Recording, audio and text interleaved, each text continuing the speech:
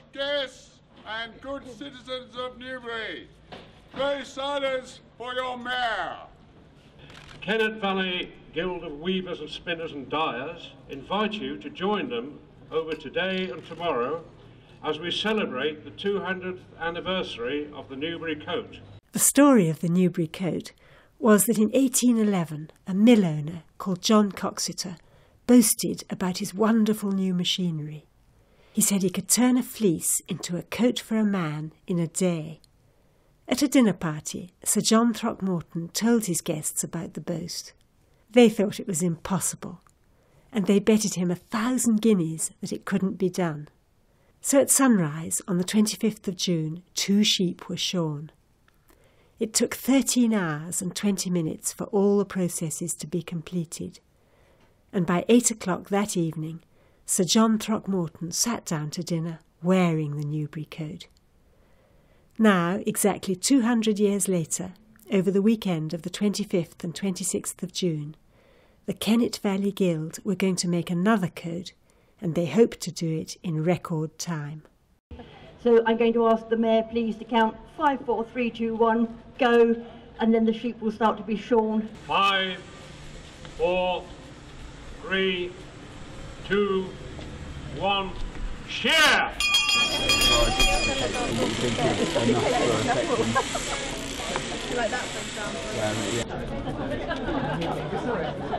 Hello, I'm Linda Skur, organiser of the event, and this is the processes that we're working through today.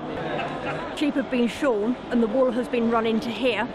We've got a team of 30 or 40 people picking the wool over, teasing it apart. It then goes through drum carders, which are like big dog combs, and the combs align all the hairs so they lay parallel. It's a bit like us, we can't do anything with our hair if it's tangled. The drum carders are taking the tangles out so that we can then pass it on to the spinners. We have a bank of 50 spinners who are spinning the wool, that's twisting the fibres together, converting fleece into wool. When we've got enough on the bobbins are being passed up onto the stage and they're being wound into 7 metre lengths or 4 or 5 metre lengths, which will then go onto the weaving looms and be woven into cloth, and that will be the activities for Saturday.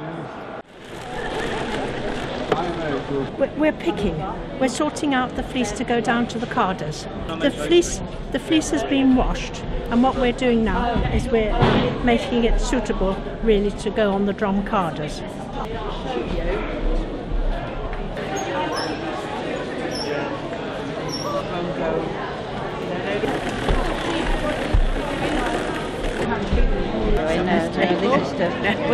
That's what we're all making. Some are spinning for the warp and some are spinning for the weft. And the difference between the two is that the warp has to be stronger than the weft. So there's more twists to the inch in the warp than there is in the weft. Great sisterhood. And it's fantastic seeing all these small teams working together. And when you step back, all those small teams create one big team, and that's very satisfying. And I suppose in a time and age where we're a little bit cynical about human nature and our fellow citizens, it's nice to be a part of a group that is all working together to achieve something. You measure wool by wrapping it round a ruler, and they had to be able to wrap it round the ruler 12 times per inch, and that was the thickness of wool we were looking for. So to get 50 people to spin the same thickness is amazing. We've been practicing for ages for this bit. We've got some runners that come and collect the bobbins and take them over there, and they're winding a warp at the moment. If I move the text here, that'll be 29, extra 29 in. Yes. When the yarn is spun, it has to be formed into this, which is a warp, and that is then tied on to this loom on the other side and wound on, and this is the basis of the cloth. Warping, it's warping.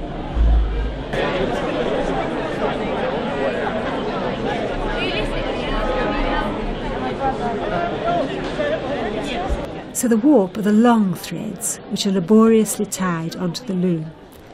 They have to be evenly spaced and they have to be kept straight which is done by keeping them in tension. Separating the layers with paper prevents the warp from sticking to itself. Eventually the weft will be woven through the warp.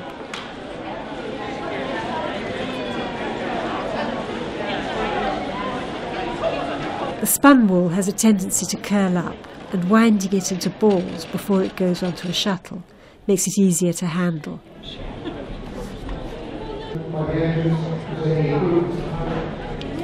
We're hoping to set a world record. We're a little bit behind. Yesterday I started the weaving for the cloth, and we've done about 2 yards, so we're about halfway through. The weaving's difficult because we're using single hand spun yarn. It's very springy, so it coils back on itself very quickly, and that makes the weaving quite slow. We're also experiencing a lot of broken threads, so we have to repair the threads in the warp, which are the lengths that run through the loom. And every time we break one, we have to stop, repair it and carry on. I need to get ready to go.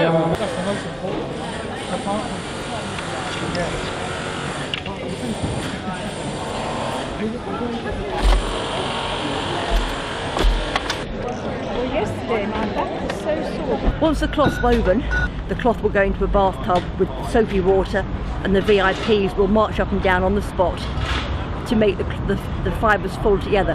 When it comes off the loom, the fibres, you can see they're open, you can see the holes between the threads.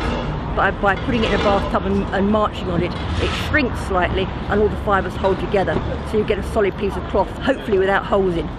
But the cloth goes in white into the dye bath and it comes out yellow, and the blue colour comes from the dye being oxidised with the air. So it will go in white, come out yellow, and then just turn blue before your very eyes.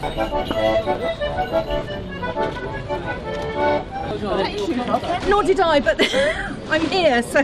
That's all right, Meg, I'll come and join you. I'll move over. Move over, darling. Oh, I've never shared a bath with a man before. Any particular...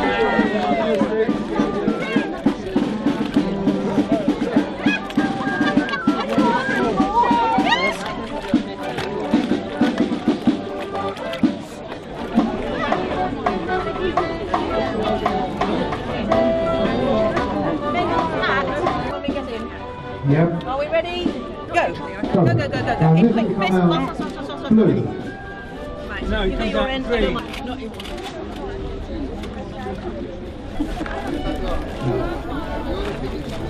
that one.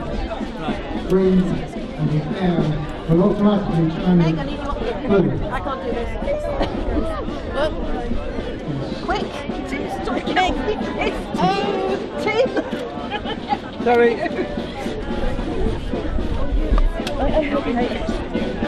Right, now roll it until it's completely out of the bath.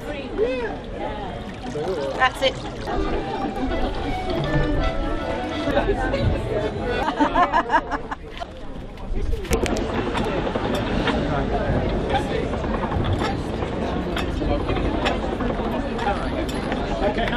We need to dry it, and to do this you stretch it out over a big frame called a tenterframe. That's where the story tenterhooks came from. You get stretched out on tenterhooks waiting for the cloth to dry. And this is the only part of the whole process where we will be using electric irons. We are going to try and iron the cloth dry, 7 metres of it, because then it will be dry for the tailors to sew. Oh, you probably will. You probably will. So that's what we need.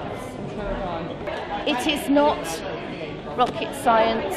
It's backstitch for the seams, slip stitching for hems and anything like that. It's quantity, not quality in this case. This is a dummy coat in various stages. So you've got half here, so you can see how that's been put together. So just left half too. You've got wax, you've got assorted tailor's chalk.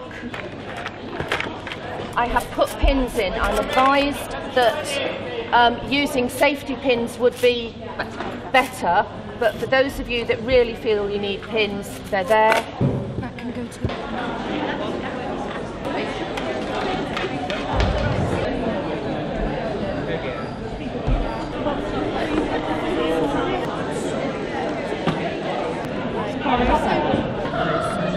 I think we need to do it. I'm not sure these are getting... I know that really.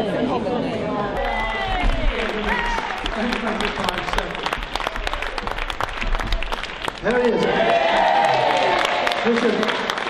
Listen, let me ask you just to parade. People think that I dress like this all the time, but it's just a real privilege for me to be part of something that I've grown up with, and to have been asked to do this on this, the 200th anniversary, is really special. And to say thank you so much to everybody for your hard work. I think a lot of people are short of sleep now, and you've kept in remarkable good humour, and I just want to say on behalf of all of us in the town, thank you. The 2011 coat was made in 14 hours and 44 minutes, which was not as fast as the one that was made in 1811.